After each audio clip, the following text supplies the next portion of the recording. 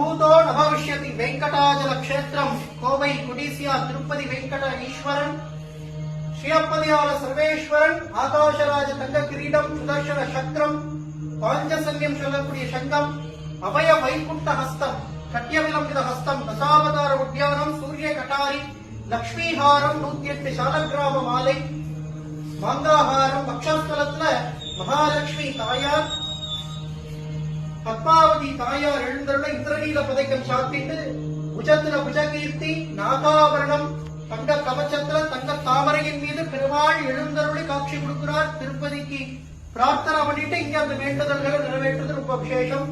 பிரதி குருவாரம் நேத்திர சேவை நிஜபாத சேவையில பெருமாள் அனுபவிப்பார். வியாழக்கிழமை தோறும் சாயந்தரம் பூலங்கி சேவையில பெருமாளை அனுபவிக்கலாம்.